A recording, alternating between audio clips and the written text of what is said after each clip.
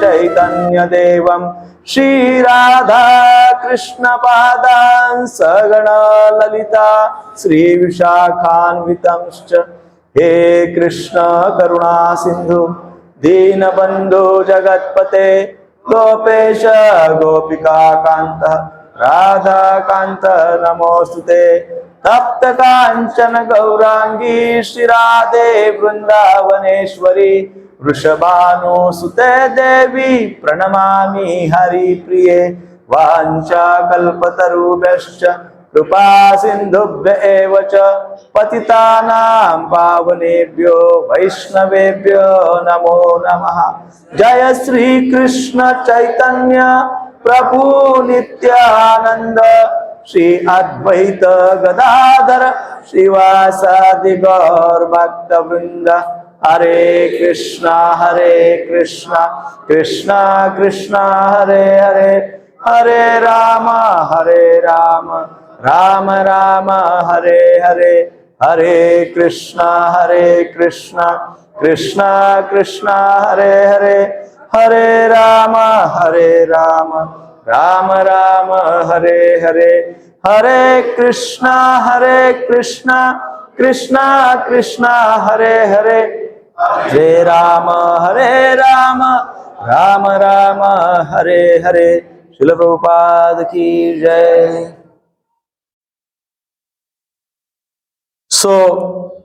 आज हम जो श्लोक संख्या देख रहे हैं 19वां श्लोक, परंतु 19वें श्लोक को समझने के लिए एक बार हमको 18वें श्लोक का रिवीजन करना होगा। और मुझे पूरा विश्वास है, क्या विश्वास है, कि आप 18वां श्लोक भूल चुके होंगे। इसलिए रिवीजन करते हैं पहले एंड देन 19वां श्लोक लेते हैं। 18वें श्लोक में हमने देखा था विद्या विनय संपन्ने ब्राह्मणे गवि हस्तिनी शुनि चैव श्लोपा केच पंडिता समदर्शिना। विनम्र साधु पुरुष अपने वास्तविक ज्ञान के कारण एक विद्वान तथा विनीत ब्राह्मण गाय, हाथी, कुत्ता तथा चांडाल को समान दृष्टि से देखते हैं, अर्थात उनकी दृष्टि समान है। तो इस श्लोक को हम फिर से एक बार आधे घंटे में दोहराते हैं और देन आज का श्लोक कनेक्ट करते हैं। 18वें श्लोक में इस प्रकार से बताया गया था और 17वें श्लोक में क्या बताया था? 17वें श्लोक में कहा गया था जिन लोगों को दिव्य ज्ञान प्राप्त होता है, आध्यात्मिक ज्ञान प्राप्त होता है, वे जन्म और मृत्यु के चक्र से परे हो जाते हैं। तो अर्जुन के मन में ये सुनकर एक जिज्ञासा हुई कि ऐसे जो ज्ञानी लोग होते हैं उनकी सोच क्या होती है, उनकी दृष्टि क्या होती है। ज्ञानी तो हम समझते हैं, बहुत लोग ज्ञानी है, लेकिन उनका स्वभाव कैसा होता है, उनकी दृष्टि, वो देखते कैसे है, वो सबके साथ व्यवहार कैसा करते हैं, ऊंच नीच का भाव रखते हैं क्या। इस प्रकार से अर्जुन के मन में ये जिज्ञासा हुई। भगवान अंतर्यामी है, अर्जुन के मन को समझ लिए और फिर 18वें श्लोक को उन्होंने कहा था जिसमें भगवान क्या कहते हैं? भगवान कहते हैं जो व्यक्ति ज्ञान प्राप्त करते हैं उन व्यक्तियों को पंडित कहलाया जाता है। कौन सा ज्ञान? ऐसा तो सारे ज्ञानी है संसार में, पर भगवान जिस ज्ञान की बात कर रहे हैं वो कौन सा ज्ञान? आध्यात्मिक, स्पिरिचुअल नॉलेज, डिवाइन नॉलेज। जो व्यक्ति इस प्रकार से स्पिरिचुअल ज्ञान को प्राप्त करता है उनको पंडित कहा जाता है। और ऐसे जो पंडित होते हैं जिनको आध्यात्मिक ज्ञान, दिव्य ज्ञान प्राप्त हुआ है, उनकी दृष्टि कैसे होती है? उनकी दृष्टि समान होती है, वे सबको समान दृष्टि से देखते हैं।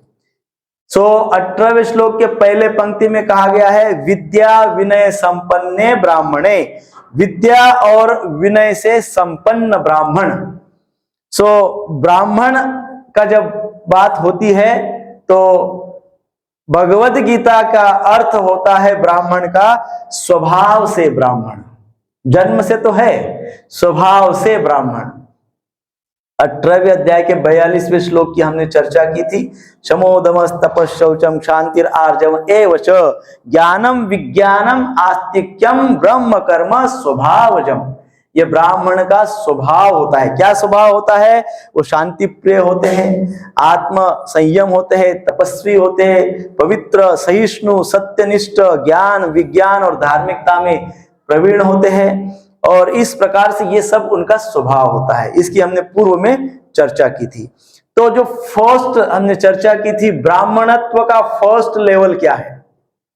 ब्राह्मणत्व का फर्स्ट लेवल है तपस्या। उनको तप करना उनका स्वभाव होता है, first level. Then higher level, second level of Brahman क्या होती है? विद्या। वो तप अधिक विद्या। वो क्या करते हैं? अध्ययन करते हैं, स्टडी करते हैं, शास्त्र का पठन पाठन अध्ययन करते हैं। सो तप अधिक विद्या, सेकंड लेवल ब्राह्मण की next level. Then top most level ब्राह्मणत्व का, ब्राह्मण का पूर्णत्व तीसरी लेवल। उसमें क्या क्या होता है इस श्लोक में बताया गया है? तप, विद्या और विनय, अर्थात विनम्रता। तप, विद्या और विनम्रता जिस ब्राह्मण के पास है, उस ब्राह्मण को क्या कहा गया है? पूर्णत्व, उस ब्राह्मणत्व का पूर्णत्व। तो इस प्रकार से भगवान ने इस श्लोक में हमको बताया था। तो इसकी चर्चा हमने पूर्व में की है। जैसे उदाहरण कुछ दिया था, दुर्वासा मुनि का उदाहरण। दुर्वासा मुनि के पास तपस्या भी है और विद्या भी है, परंतु क्या नहीं है? हाँ, कैसे नहीं है?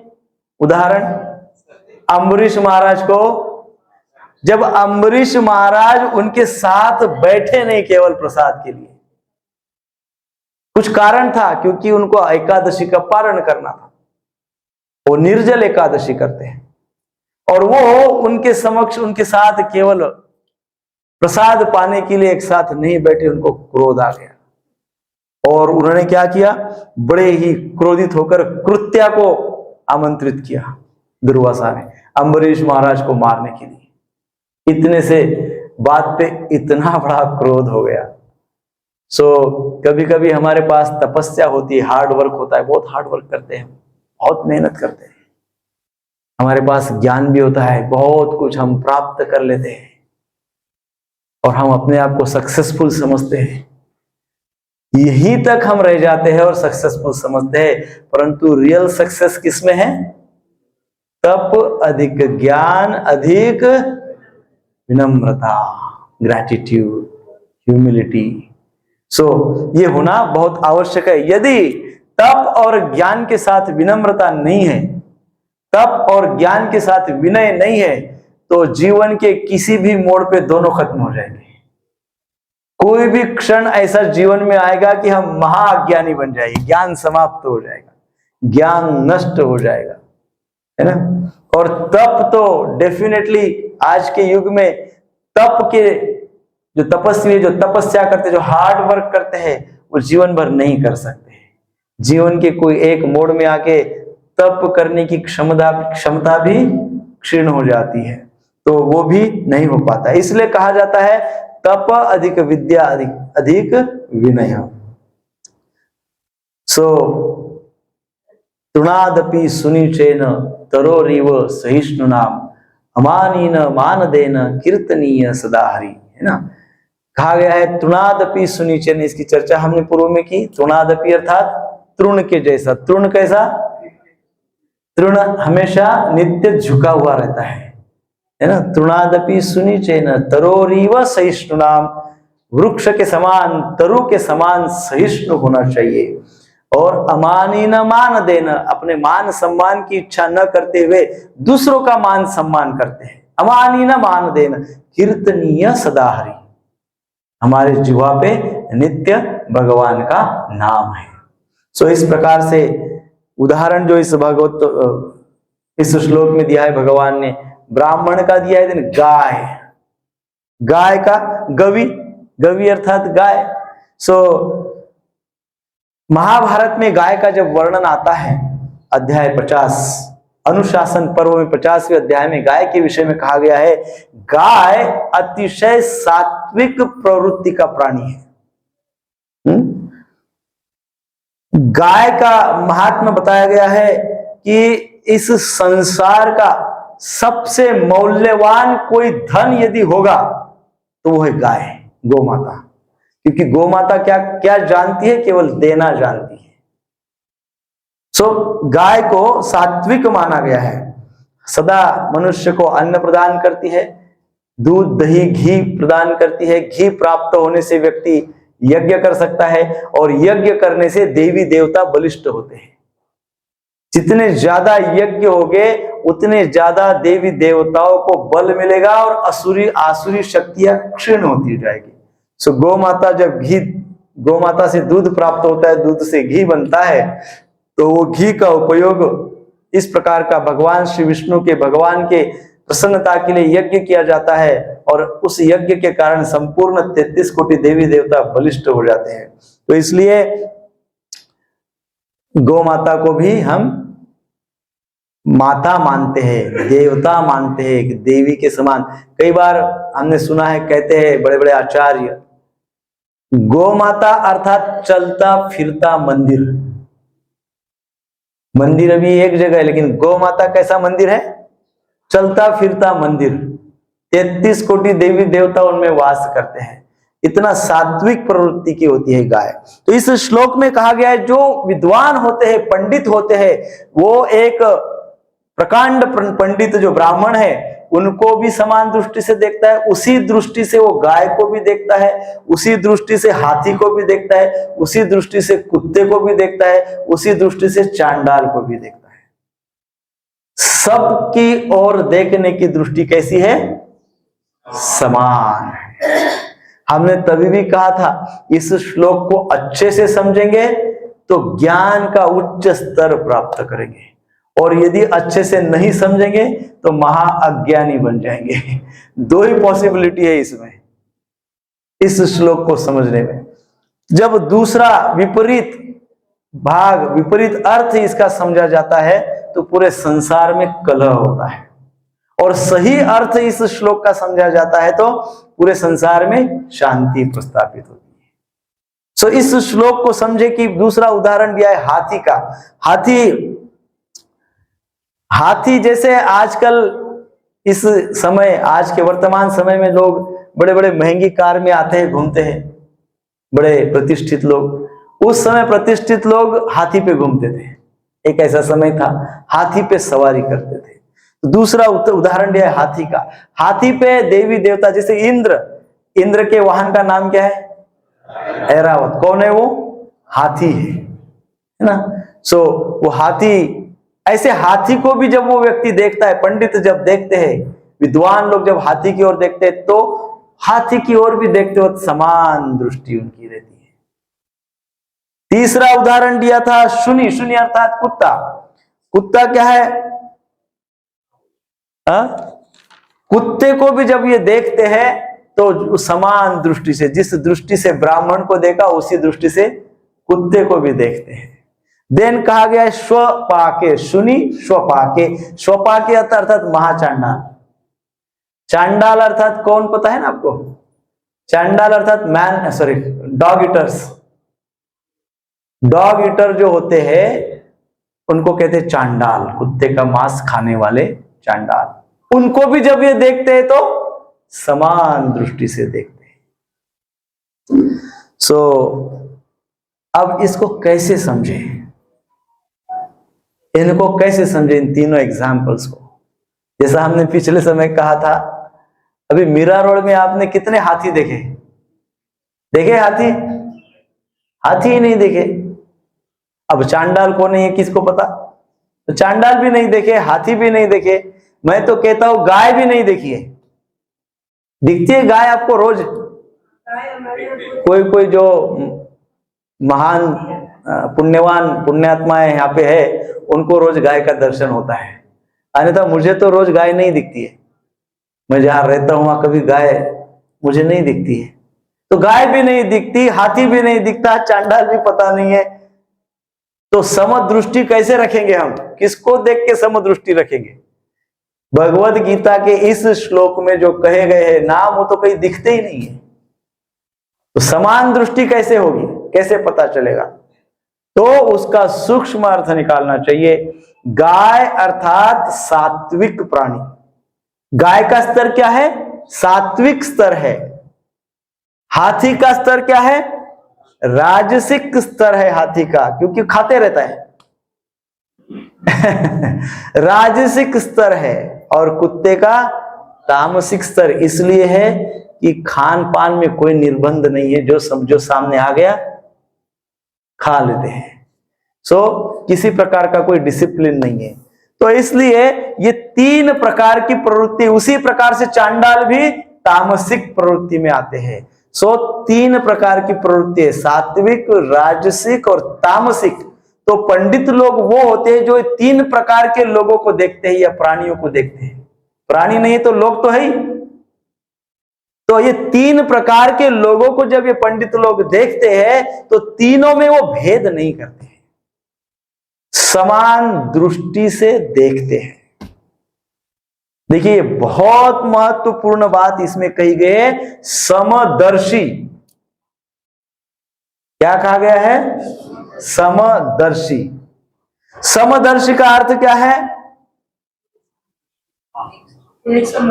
समान दृष्टि। समान, सबको देखने की दृष्टि समान है। दृष्टि भले ही समान है परंतु व्यवहार समान नहीं है। यही पूरा संसार गलती करता है। पूरे संसार में अपप्रचार किया जाता है कि व्यवहार भी सबके साथ समान करना चाहिए। कैसा संभव है? हाथी पे हम लोग सवारी करते हैं, हाथी के बदले कुत्ते पे सवारी करो बोले तो होगा? नहीं होगा, समान नहीं होगा, है कि नहीं? कुत्ते को वेद शास्त्र बोलने के लिए कहो, कहेगा नहीं, पंडित कह सकते हैं। समान व्यवहार नहीं होगा। इट्स अ समदर्शी, नॉट समवर्ती। समवर्तन नहीं कर सकते हैं, यथा योग्य वर्तन हमको करना होगा जिसमें अत्याचार ना हो, एक्सप्लॉइटेशन ना हो। कुत्ते के साथ हमको कुत्ते के समान वर्तन करना होगा। हाथी के साथ जब हम खड़े हो जाएंगे तो उसके अनुसार उसका रिस्पेक्ट करना होगा, है कि नहीं? गाय के सामने हो गए तो गाय के कंधे पे हाथ रख सकते हैं, है ना? गाय की सेवा कर सकते हैं। गाय के नीचे से इधर से उधर जा सकते हैं। हाथी के नीचे से जाके दिखाइए, डर लगेगा। हाँ, जिससे जैसा आचरण करना है, जैसे मान लो कुत्ते से, हम कुत्ते को प्रेम अवश्य करते हैं परंतु इतना भी व्यवहार समान नहीं होवे कि कुत्ते को अपने बेड पे लेके सो जाए। ऐसे हमने देखा है। इसमें रिस्क बहुत ज्यादा है कि नहीं? Too much risk. ये समवर्ती आप नहीं कर सकते, समदर्शी कर सकते। आपको कुत्ता भूखा दिखा गेट के पास, कुछ भी व्यवस्था करिए, कुत्ते को खिलाइए, करना चाहिए, खिलाना चाहिए, प्रेम करना चाहिए, लेकिन अति सर्वत्र वर्जयेत्।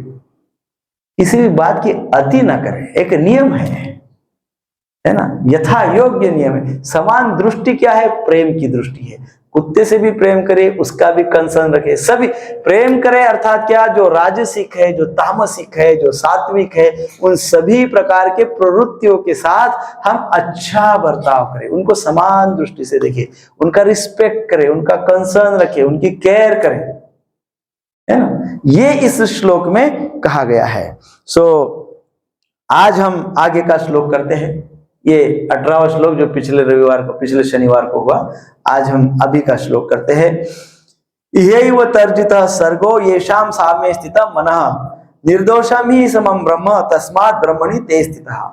इसको थोड़ा सा भगवान ने नेक्स्ट लेवल पे इस श्लोक को कहा है, पिछले श्लोक से कनेक्शन में। जिनके मन एकत्व तथा समता में स्थित है। उन्होंने जन्म तथा मृत्यु के बंधनों को पहले ही जीत लिया है। वे ब्रह्म के समान निर्दोष है और सदा ब्रह्म में स्थित रहते हैं। अब फिर से पिछले श्लोक की बात करते हैं। पिछले श्लोक में समदर्शी कहा गया था। पंडित जो होते हैं समदर्शी होते हैं। अर्जुन के मन में प्रश्न आया, 8 दिन हो गए ना, 8 दिन में अर्जुन के मन में एक जिज्ञासा हुई। अर्जुन के मन में ये जिज्ञासा हुई कि बात यहां तक तो ठीक है, समदर्शी होना चाहिए, सबको समान दृष्टि से देखना चाहिए, यहां तक तो ठीक बात है। लेकिन हम लोग कलयुग में रहते हैं, उसमें भी हम मुंबई में रहते हैं, और मुंबई का प्रिंसिपल क्या है? Profit and loss. हमारे मन में जो अर्जुन के मन में आया था, हमारे भी मन में आज आया होगा 8 दिन में। बात ये आई होगी कि भाई समदर्शी होना ठीक बात है, लेकिन फायदा क्या, इसका लाभ क्या है? What is the use? क्या फायदा होगा मुझे यदि मैं समदर्शी हो गया तो?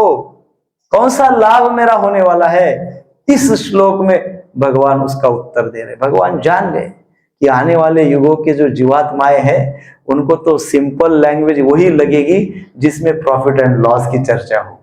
तो इसलिए भगवान इस श्लोक में बोलते हैं समदर्शी होने से लाभ क्या होता है। सो भगवान लाभ में कहते हैं वह इस जीवन में ही मुक्त हो जाते हैं और फिर इस जीवन के पश्चात वो वैकुंठ धाम चले जाते हैं। इसी जीवन में मुक्त हो जाते हैं। तो कोई कहेगा हमको नहीं होना है मुक्त, कोई कहेगा we are enjoying, I am enjoying. क्या मुक्त वगैरह होना है? नहीं होना है मुक्त। तो भगवान कह रहे भाई जन्म की वेदनाएं, दुख, बीमारी, रोग, उसकी वेदनाएं, वृद्धावस्था की वेदनाएं और मृत्यु की वेदनाएं, इन सारी वेदनाओं से मुक्त हो जाता है। अब मुक्ति चाहिए कि नहीं? ये मुक्ति चाहिए। ये मुक्ति भले ही even if you are enjoying, कोई कहे कि मैं तो एंजॉय कर रहा हूं, मुझे मुक्ति नहीं चाहिए, लेकिन बुढ़ापा तो आएगा, कितना भी एंजॉय करो बुढ़ापा आएगा, समस्याएं, शारीरिक समस्याएं होगी, है कि नहीं? मृत्यु सबकी अटल है, ये तो सब होने वाला है। तो इससे हमको मुक्त होना है, भय से हमको मुक्त होना है, एंजाइटी से हमको मुक्त होना है, आवेगों से हमको मुक्त होना है। तो भगवान कह रहे हैं कि आप मुक्त हो जाएंगे। किससे? इन सारी बातों से मुक्त हो जाएंगे। अर्जुन के उस प्रश्न का उत्तर संक्षेप में हमने कहा, परंतु इस श्लोक को हम थोड़ा सा डिटेल समझते हैं।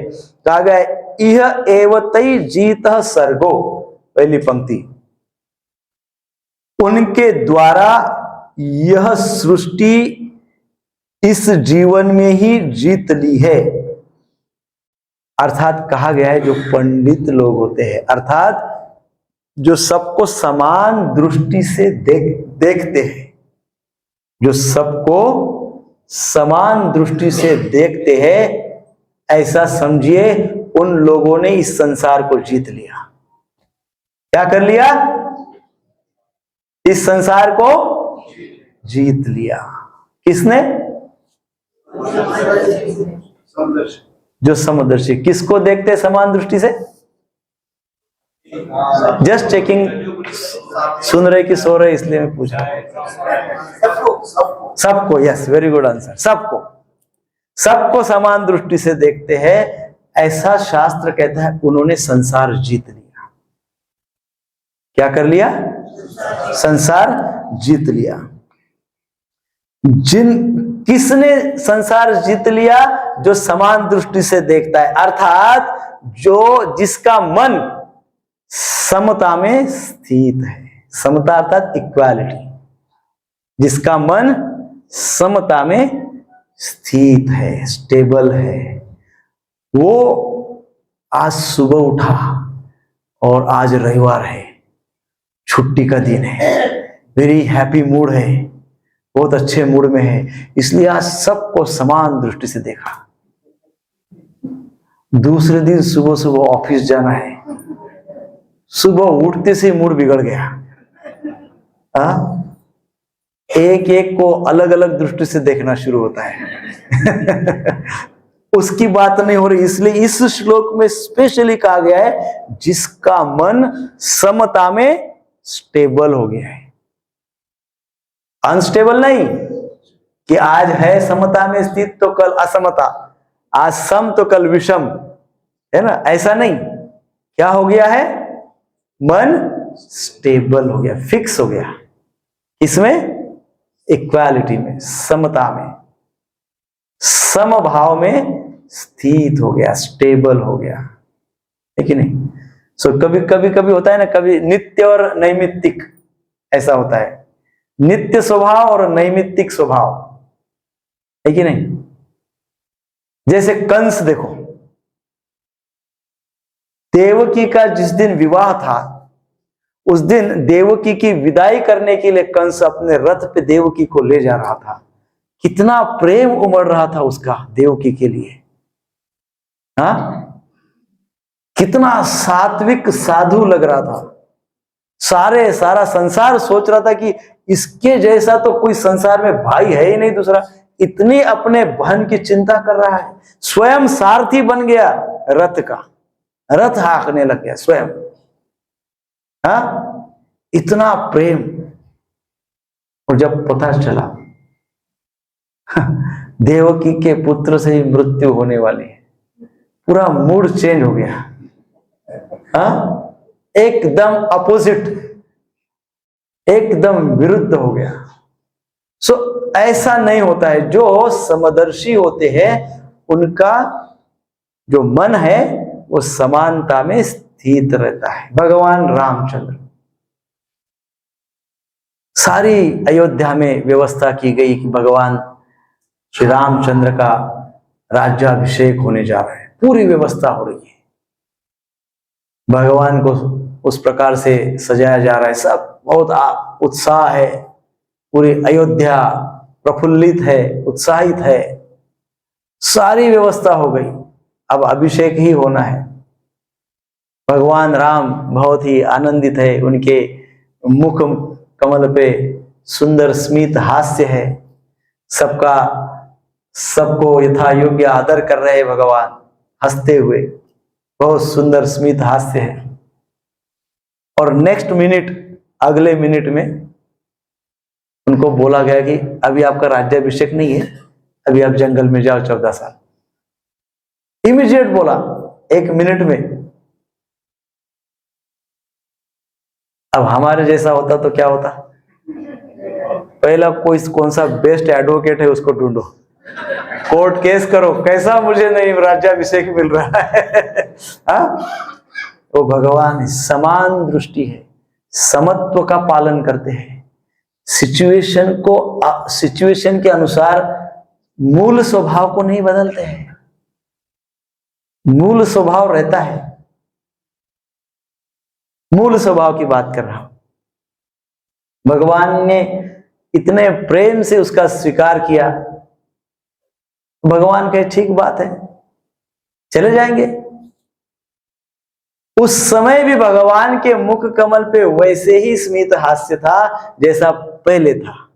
वो न्यूज सुन के ना डरे, ना घबराए, ना फ्रस्ट हो गए, ना टेंशन उनको आया कि अब क्या होगा, नहीं। वो नर लीला कर रहे, कोई कहेगा वो तो भगवान है, पर वो नर लीला से, नर लीला के माध्यम से इस श्लोक को समझा रहे। समत्व का पालन करना चाहिए, परिस्थिति कैसे भी हो, परिस्थिति के अनुसार धर्मी और अधर्मी नहीं बनना चाहिए, धर्म का नित्य पालन होना चाहिए। सो इस प्रकार से जिनका मन समता में स्थित होता है उन्हीं को समदर्शी कहा जाता है। सो मनुष्य जीवन हमें क्यों मिला है? क्या पर्पस होगा मनुष्य जन्म प्राप्त होने का? क्यों मिला है? हम सबको अनेकों योनि है, उसमें क्यों नहीं डाला गया है? क्यों मुझे मनुष्य बनाया गया है? योनि में वो साधन है जिससे इसी मनुष्य जीवन में मुझे जन्म मृत्यु जरा व्याधि से मुक्ति पाना है, इसी जन्म में। इसलिए मुझे मनुष्य बनाया गया। और आपको भगवत गीता क्लास में क्यों भेजा होगा? मनुष्य बनाया, उसके बाद आप भगवत गीता का अध्ययन कर रहे हैं, वो क्यों कर रहे होगे? क्यों आपको भेजा गया? हाँ? ज्ञान प्राप्ति के लिए, ज्ञान प्राप्ति के लिए। और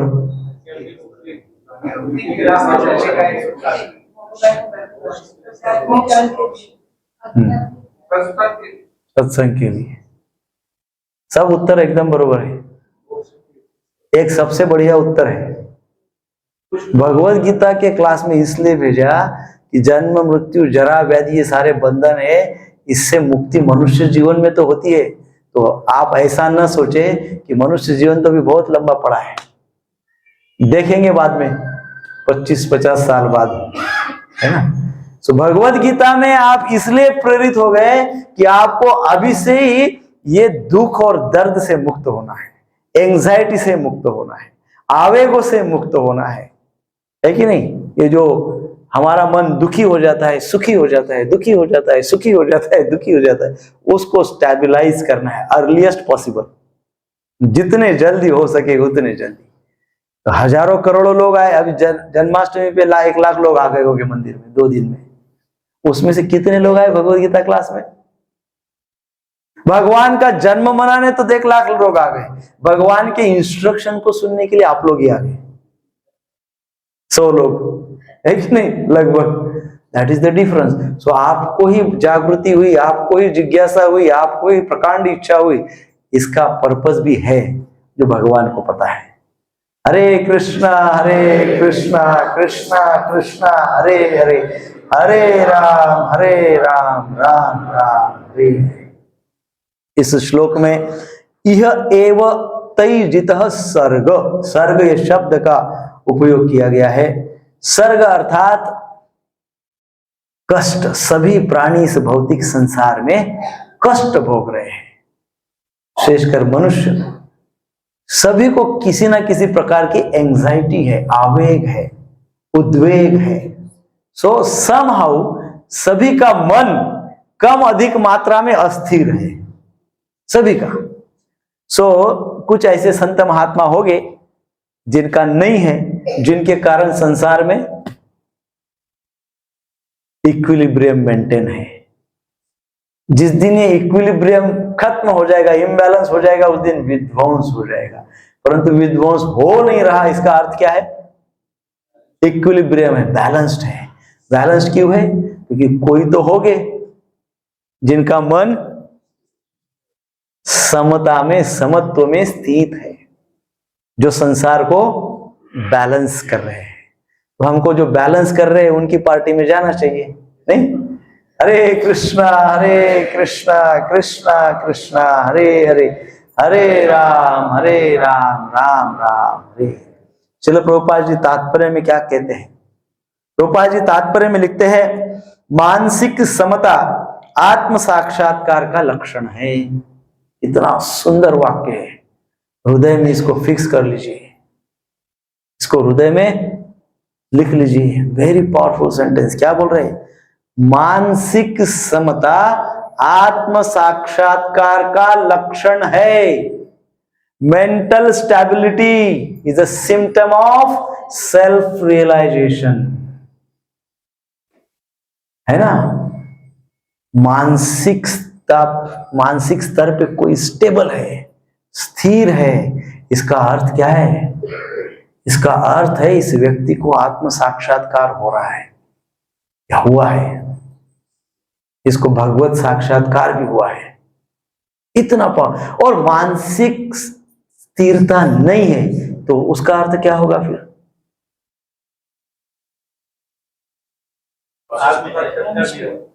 आत्म साक्षात्कार नहीं हो रहा है। और भगवत गीता तो आत्म साक्षात्कार का विज्ञान है। Bhagavad Gita is the science of self realization. Bhagavad Gita is science of self realization, आत्म साक्षात्कार का विज्ञान। और वास्तव में जब हम भगवत गीता समझते हैं तो मन स्थिर हो जाता है, मन की स्थिरता हम प्राप्त करते हैं, और इस प्रकार से हमारा आत्म साक्षात्कार हमको हो जाता है। जब व्यक्ति को आत्म साक्षात्कार होता है उस व्यक्ति को भगवत साक्षात्कार भी हो जाता है। भगवान के दृष्टांत उसको प्राप्त होते, भगवान के दर्शन उसको होते, भगवान का साक्षात्कार उसको प्राप्त होता है। आगे प्रभुपाद जी कहते हैं, जिन्होंने ऐसी स्थिति प्राप्त कर ली है उन्हें भौतिक बंधनों पर, विशेषतः जन्म तथा मृत्यु पर विजय प्राप्त किए हुए मानना चाहिए। इतनी बड़ी बात, जिसने मन को स्थिर कर लिया और उस अवस्था में फिक्स कर दिया, समझ लीजिए उसने जन्म मृत्यु पे विजय प्राप्त कर लिया। इतनी बड़ी अचीवमेंट है। अब आप कहेंगे प्रभु जी बातें ही बातें करते जा रहे हो, मन को स्थिर कैसे करना ये बताओ। है कि नहीं? इसकी चर्चा तो हमने पिछले 4-5 श्लोक में कई बार की है मन के ऊपर। फिर भी ये फ्लो, ये डिस्कशन है, ये डायलॉग अर्थात संभाषण, दो व्यक्तियों के बीच में संभाषण है। भगवान और भगवान के भक्त, भगवान कृष्ण और अर्जुन दोनों के बीच में संभाषण है, प्रश्न उत्तर, एक फ्लो में चर्चा हो रही है, फ्लो चार्ट। तो जब ये बातें भगवान बता रहे हैं तो भगवान निश्चित आगे की बात यही करने वाले हैं। कौन सी? मन को स्थिर कैसे किया जाए। अध्याय 6 चैप्टर, 6वें अध्याय में भगवान एक से बढ़कर एक ऑप्शन बताएंगे हमको, कैसे मन को स्थिर किया जा सकता है। अध्याय 6। इसलिए आज के बाद कोई एब्सेंट नहीं रहना जब तक कम से कम 6वां अध्याय नहीं होता। और 6वें अध्याय के आप पूर्ण होने के बाद उसके ऊपर का हाइयर सीक्रेट 7वां अध्याय, उसका हाइयर सीक्रेट 8वां अध्याय, करते करते करते टॉप मोस्ट सीक्रेट 18वां अध्याय। तो 18वें अध्याय तक कंटिन्यू करना है भगवत गीता। इस प्रकार से प्रभुपाद जी बहुत सुंदर समझा रहे हैं, जब हम आत्म साक्षात्कार यदि हमको प्राप्त करना है तो हमको पहले मन को स्थिर करना होगा। जिसने मन को स्थिर कर लिया उसको आत्म साक्षात्कार प्राप्त हुआ। यह एव, जो शब्द कहा गया है, यह एव अर्थात इस संसार को अभी इसी समय, इसी वर्तमान समय में इस संसार को जीत सकते हैं। ऐसा कदापि न सोचे कि हम जीवन का जो लास्ट पार्ट होगा उस लास्ट पार्ट में संसार को जीतेंगे। नहीं, संसार को कभी भी, आज भी जीत सकते हैं, कल भी, एनी पॉइंट ऑफ टाइम संसार को जीत सकते हैं। संसार को जीत सकते का अर्थ क्या है? जन्म मृत्यु को परे हो सकते हैं। जन्म मृत्यु के परे हो सकते का अर्थ क्या है? मन को स्थिर करना। मन को कभी भी स्थिर कर सकते हैं, अभी कर सकते हैं, घर पे जाते जाते कर सकते हैं, घर पे पहुंचने के बाद कर सकते हैं, कल कर सकते हैं। प्रसाद वगैरह, कल एकादशी है, सोच के एकादशी के दिन से मैं स्थिर हो जाता हूँ, ठीक है, कल से एकादशी से स्थिर हो सकते हैं, एक आध महीने में स्थिर हो सकते हैं, एक आध साल में स्थिर हो सकते, चाहो तो 50 साल में स्थिर हो सकते हैं, नहीं चाहो तो 10 जन्म में भी स्थिर नहीं हो सकते। नहीं चाहो तो व्हाट मैटर्स इज सिंसियरिटी, प्रामाणिक प्रयास से सब कुछ संभव है। इसलिए इस शब्द आया है, पहला ही शब्द यह एव, अर्थात क्या? वर्तमान में ही, अभी इसी समय हम मन को स्थिर करके आत्म साक्षात्कार प्राप्त कर सकते हैं। जिसने संसार को जीत लिया है, ऐसे समदर्शी महापुरुष को संसार का बड़े से बड़ा सुख भी आकृष्ट नहीं करता। सिम्टम बता रहे हैं। मान लो मैंने मेरे मन को स्थिर कर लिया, तो कैसे समझे मेरा मन स्थिर हो गया? क्या सिम्टम है? तो सिम्टम ये है कि माइंड जब स्टेबल हो जाता है तो संसार का कितना भी बड़ा अट्रैक्शन आने दो, वो अट्रैक्शन की ओर वो व्यक्ति अट्रैक्ट नहीं होगा, आकृष्ट नहीं होगा। कितना भी बड़ा प्रलोभन आने दो, कितना भी बड़ा सुख सामने आने दो, वो व्यक्ति उसकी ओर आकृष्ट नहीं होगा, अट्रैक्ट नहीं होगा। वो अपने मन को स्थिर करके रखेगा, जो गोल उसने सेट किया है उसी को वो देखेगा, डेविएट नहीं होगा। किसी भी प्रकार के प्रलोभन से वो डेविएट नहीं होगा, और किसी भी प्रकार के कितने भी बड़े दुख से वो विचलित नहीं होगा। कितना भी बढ़िया सुख हो उसकी ओर आकृष्ट नहीं होगा, और कितना भी बड़ा भयंकर दुख हो उससे वो विचलित नहीं होगा, है कि नहीं? अब कई लोग हमने देखे भक्तों में, कोरोना आया था, कोरोना के समय वो विचलित नहीं हुए, भयभीत नहीं हुए, और कई लोग भयभीत हो गए। सो वो भय भी नहीं होना चाहिए।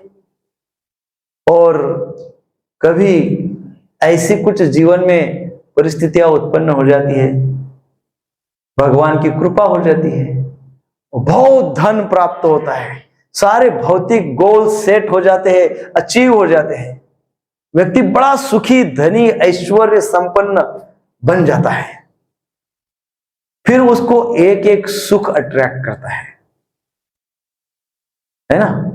वो सुखों की ओर आकृष्ट होते जाता है, होते जाता है, होते जाता है, होते जाता है। फिर उसकी दृष्टि समान नहीं रहती। क्यों दृष्टि समान नहीं रहती है? क्योंकि लोभ आ जाता है, लोभ बढ़ते जाता है।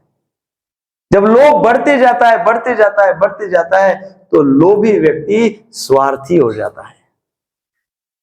ऐसे कनेक्शन है। सो इसलिए कहा गया है, सुख मिलने पे व्यक्ति बहुत ज्यादा सुखों की ओर आकृष्ट होने लगता है, और दुख मिलने पे व्यक्ति बहुत ज्यादा डिस्टर्ब हो जाता है, विचलित हो जाता है। दोनों केस में प्रॉब्लम्स है। लेकिन यदि हमारा मन स्थिर हो गया, इफ माइंड इज स्टेबल, तो दोनों परिस्थिति में व्यक्ति समदर्शी रहेगा, समान दृष्टि से दोनों को देखेगा। जैसे हमने भगवान राम का उदाहरण दिया, श्रील प्रभुपाद जी का उदाहरण है। प्रभुपाद जी एक बार अमेरिका में थे और भगवान के लिए भोग बना रहे थे प्रभुपाद जी। तो कुछ पत्रकार आए, उस समय वियतनाम वार शुरू हो गया था। कौन सा वार? वियतनाम वार, भयंकर युद्ध शुरू हुआ था। उस समय प्रभुपाद जी ने अमेरिका में हरे कृष्ण का बहुत प्रचार प्रसार किया था, गांव गांव में प्रचार हुआ था, पूरे अमेरिका में प्रसिद्ध हो गए थे प्रभुपाद जी।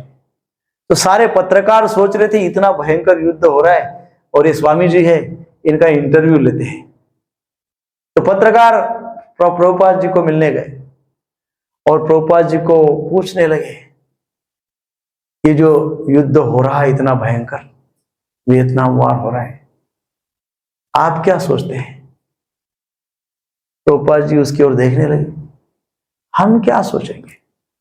हरे कृष्णा कृष्णा कृष्णा हरे हरे, हरे राम राम राम हरे। बोले युद्ध होने की संभावना है, युद्ध हो जाएगा, तो आप क्या करोगे? भयंकर यदि युद्ध हो गया और सब अमेरिकन सोल्जर्स और सब अमेरिका पे आक्रमण हो गया, तब आप क्या करोगे? क्या सोचोगे? क्या करोगे? तो पाल जी बोले, तब भी हम हरे कृष्णा कृष्णा कृष्णा हरे हरे, हरे राम राम राम हरे। बोले वियतनाम में अमेरिका पे न्यूक्लियर बॉम्ब डाल दिया, तब आप क्या करोगे? हरे कृष्णा कृष्णा कृष्णा हरे हरे, हरे राम राम राम हरे। हम तो यही करते रहेंगे। कोई बॉम्ब डाले, कोई न्यूक्लियर बॉम्ब डाले, कोई युद्ध करे, कोई कुछ भी करे, समान हमारा भाव नहीं बदलेगा। अर्थात क्या, हम ये उदाहरण हमने दिया, इस श्लोक में यही कहा जा रहा है कि अपने मन को स्थिर रखो। किसी भी एक्सटर्नल, अरे आजकल तो इतना माइंड सेंसिटिव हो गया है, अनलिमिटेड सेंसिटिव हो गया है। छोटे छोटे बच्चे भी आप मुंह करो तो टू करते हैं। टॉलरेंस ही नहीं है, टॉलरेंस ही नहीं है, ये टॉलरेंस ही नहीं है। छोटे बच्चों का तो एक बार समझ सकते हैं, लेकिन यही बात आगे बढ़ते बढ़ते बढ़ते जब टीनेजर बन जाते हैं तो टीनेजर के माइंड का मैपिंग करके देखिए कितना इनटॉलरेंट माइंड है। मैं बाहर की बात नहीं कर रहा हूं, अपने ही घर में देखिए, नहीं होता है टॉलरेट। छोटी छोटी बातों पे प्रचंड रिएक्ट किया जाता है। What is the reason? Mind is unstable. मन क्या है? अस्थिर है। और इसमें प्राय दोष किसका है?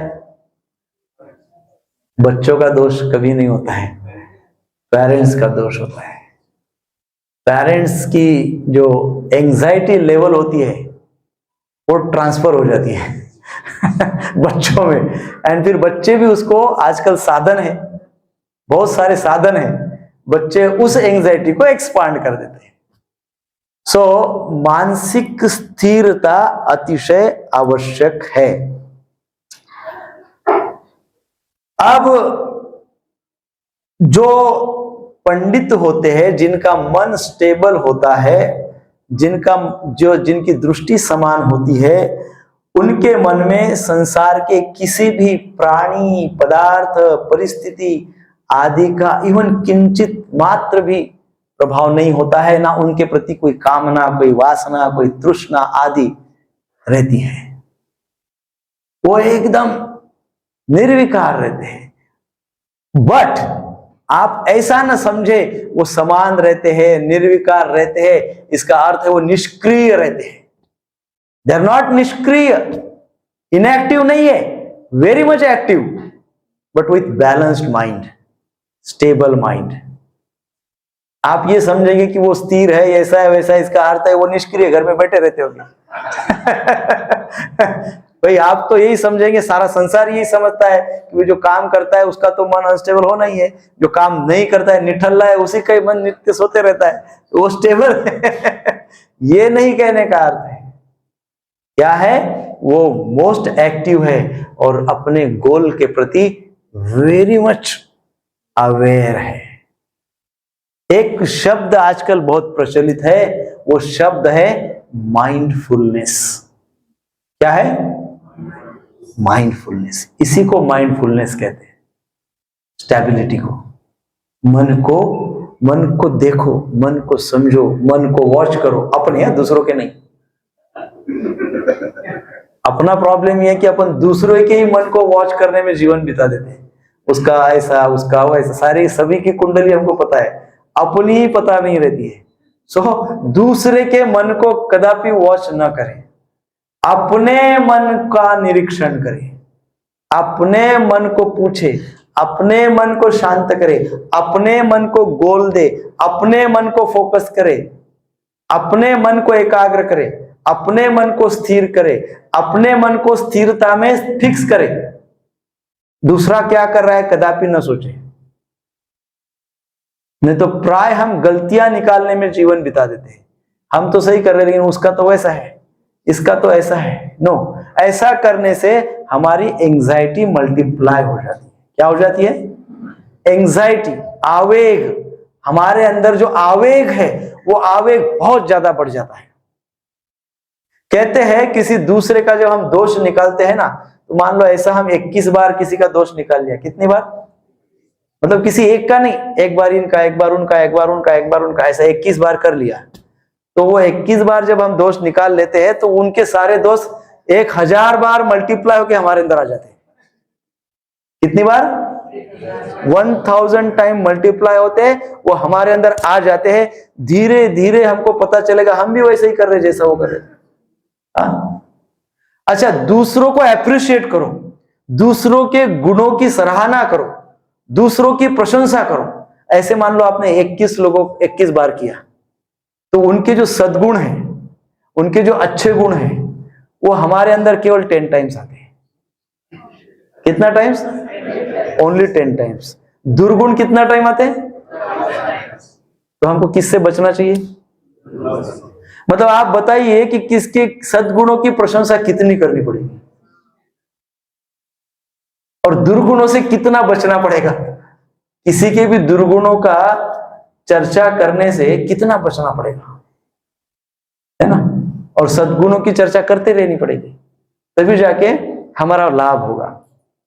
सो भगवान कह रहे हैं इस प्रकार से कि उस व्यक्ति को यह लाभ होता है स्थिर होने का कि वो साक्षात्कार को प्राप्त कर सकता है।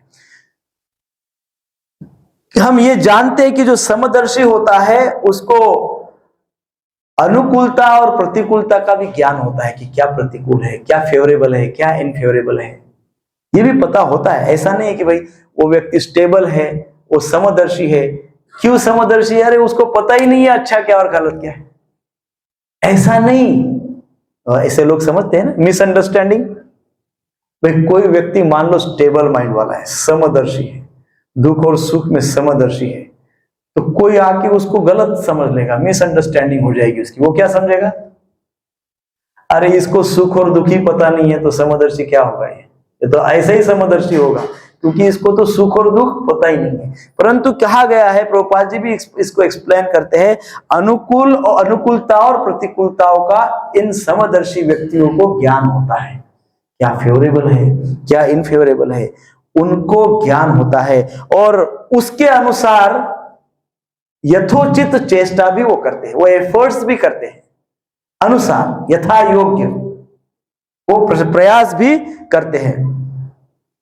ये सब करते हैं, वो रैशनल होते हैं, वो क्या फेवरेबल है क्या इनफेवरेबल है जानते हैं, उसको यथा स्थिति वो चेष्टा भी करते हैं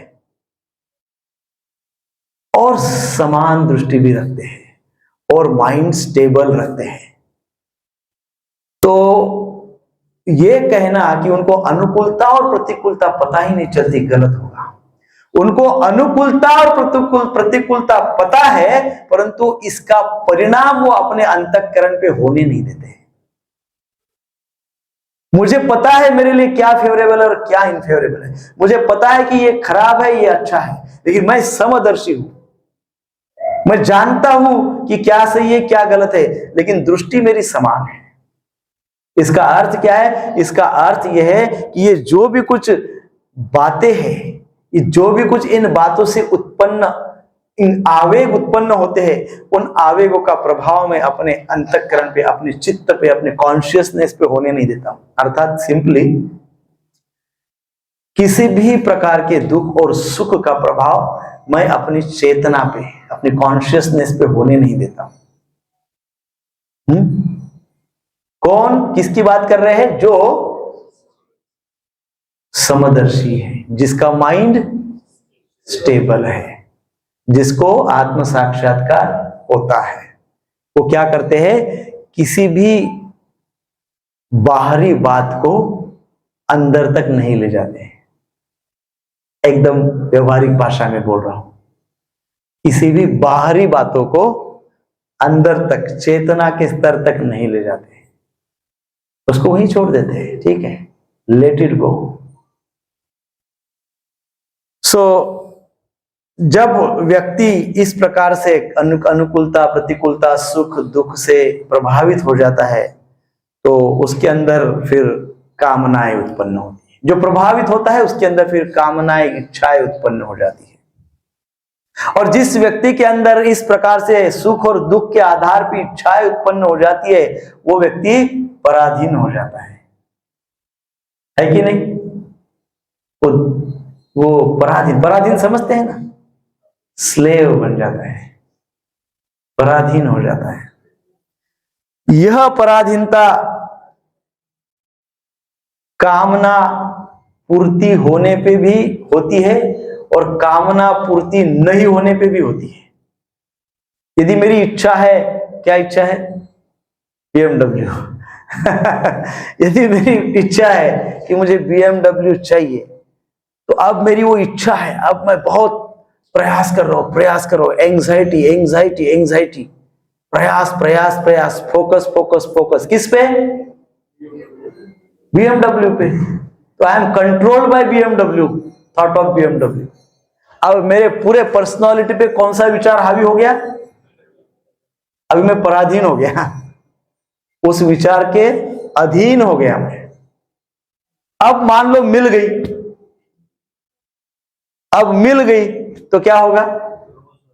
वो पराधीनता और बढ़ जाएगी। क्या सोचेगा? अरे बहुत ही अच्छा है, और एक चाहिए था, और एक दूसरी गाड़ी चाहिए थी, अब चाहिए। पराधीनता और बढ़ गई। मिल गई तब भी अधीनता बढ़ गई, और नहीं मिली तो दौड़ते रहो, दौड़ते रहो, या फिर दुखी हो जाओ। तो दुख के अधीन हो गया। किसके अधीन हो गया? दुख के अधीन। सो इन शॉर्ट, इस प्रकार से अनुकूलता प्रतिकूलता से प्रभावित होने से कामनाएं उत्पन्न होती है। कामनाएं उत्पन्न होती है तो कामना पूर्ति होने से भी पराधीन हो जाता हूं, और न पूर्ति हुई तब भी पराधीन हो जाता हूं, कंट्रोल्ड हो जाता हूं। और दोनों अवस्था में मेरी दोनों परिस्थिति में मैं पराधीन ही रहता हूं। अर्थात मेरा जीवन पूरा कैसा है? कैसा है प्रभु जी? पराधीन है। पूरा जीवन भर कोई ना कोई तो कामना रहती है। ये 8 दिन में अमुक कामना, दूसरे 8 दिन में तमुक कामना, तीसरे 8 दिन में 10 वर्ष के होते हैं, जन्म होता है, जन्म होते से ही माता पिता सोचते हैं कि अभी इसको ज्ञान प्राप्त होना चाहिए, तो स्कूल में डाल देते हैं। स्कूल में जाता है बच्चा तो सोचता है कि मुझे अभी करियर कराना है, बहुत पढ़ता है, बहुत ज्यादा पढ़ता है, पढ़ते पढ़ते पढ़ते कॉलेज वगैरह कर लेता है, ग्रेजुएशन। उस समय उसका कामना होती है कि मैं बहुत बड़ा मेरिट आ जाऊं, मेरिट जो भी है वो हो जाता है, एजुकेशन हो जाता है, सोचता है मुझे बहुत अच्छा नौकरी मिल जाए, कामना होती है। फिर वो कामना आती है, फिर वो कामना के पीछे अच्छी नौकरी मिल जाती है, बहुत अच्छी नौकरी मिल जाती है। फिर कामना होती है विवाह कर लूं, फिर बोलता है विवाह से संतुष्टि होगी, विवाह कर लेता है। फिर कामना और कामनाएं मल्टीप्लाई होती है। तो विवाह मतलब एक्सपांशन प्रोग्राम, वो कामनाएं और मल्टीप्लाई हो जाती है। फिर वो कामनाएं मल्टीप्लाई, अरे कामनाओं की पूर्ति ही नहीं हो रही है। पूरे जन्म से लेके तो एंड तक उसको ये समझ में नहीं आता है कि मैं जन्म क्यों लिया मैं आया क्यों इधर एंड तक। इसलिए तो जन्म होते से ही बच्चा क्या क्या क्या पहले ही प्रश्न पूछता है बेचारा, जन्म होते से ही क्या है ये, क्या है। लेकिन एंड तक पता नहीं चलता है कि ये क्या है, क्योंकि अधीन हो जाता है। अधीन है कि नहीं? पराधीन होता है। ये कामना के पराधीन, वो कामना के अधीन। जीवन भर कोई ना कोई कामना, कोई ना कोई प्रतिकूलता, कोई ना कोई अनुकूलता उसको कंट्रोल करती है, उसके अधीन वो चला जाता है। सो ऐसे व्यक्ति के लिए ये जीवन भर समस्याएं है, जीवन भर दुख है, जीवन भर एंजाइटी और आवेग है। अंतिम समय में भी प्रचंड आवेग होता है। सो जो व्यक्ति स्टेबल होता है, जिसका मन स्थिरता में फिक्स है, स्टेबलाइज्ड है, स्थिर है, उसकी अवस्था भगवान एक वाक्य में और उत्तर दे रहे हैं, मृत्यु के समय उस व्यक्ति को कुछ भी प्रयास करने की आवश्यकता नहीं। जिस व्यक्ति का मन स्थिर होता है उस व्यक्ति को मृत्यु के समय किसी भी प्रकार का प्रयास करने की आवश्यकता नहीं होती है। आप कहेंगे मृत्यु का क्यों निकाला ढूंढ के? इसलिए क्योंकि मृत्यु एक सत्य है। One of the truth is death, और वो बहुत दुखदाई है। सो ऐसे दुख के समय में भी ऐसा व्यक्ति निश्चिंत रहता है। उस व्यक्ति को किसी भी प्रकार की प्रयास करने की आवश्यकता नहीं होती है। वो व्यक्ति बिना प्रयास किए मृत्यु के समय वैकुंठ में चला जाता है, अर्थात उसको दुख नहीं होता है। इसलिए प्रभुपाद जी कहते हैं तात्पर्य में, कृष्ण कॉन्शियस व्यक्ति ने मृत्यु को जीत लिया है। इसी को तो कहते हैं ना, मृत्यु को जीत लिया है। तो प्रभुपाद जी कहते जो व्यक्ति कृष्ण कॉन्शियस है, कृष्ण भावना भावित है, जो भगवान के कृष्ण के उपदेशों का पालन करता है,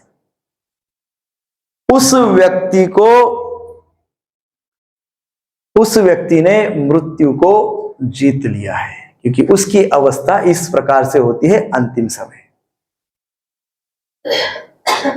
अर्थात यदि उसने जीवन भर भगवान के नाम का स्मरण किया है तो मृत्यु के समय भगवान के नाम का स्मरण उसको नेचुरली होगा, और यदि वो स्मरण उसको हो गया तो बाकी कुछ भी स्मरण करने की आवश्यकता नहीं रहती है। इसलिए इस श्लोक में कहा गया कि मृत्यु के पश्चात मृत्यु को भी उसने जीत लिया है। विष्णु धर्मोत्तम नाम में एक श्लोक आया है, बहुत सुंदर श्लोक है। जितम तेन जितम तेन जितम तेनेति निश्चितम जिह्वाग्रे वर्तते यस्य हरिरित्यक्षरम द्वयम।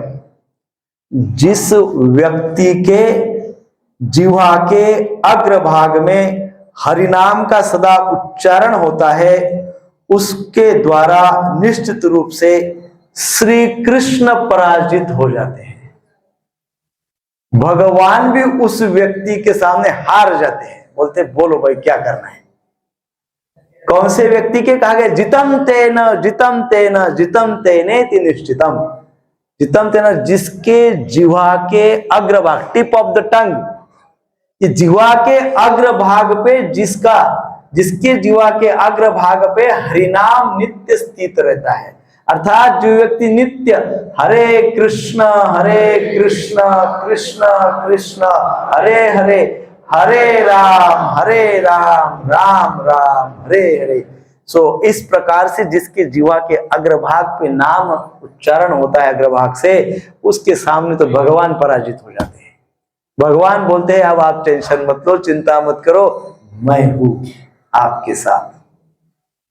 तो इस प्रकार से इस श्लोक का अर्थ है। नेक्स्ट शनिवार को हम थोड़ा और इसको समझने का प्रयास करेंगे और नेक्स्ट श्लोक संख्या 20 का चर्चा करने का प्रयास करेंगे। हरे कृष्णा कृष्णा कृष्णा हरे हरे, हरे राम राम राम हरे हरे। श्रील प्रभुपाद की जय।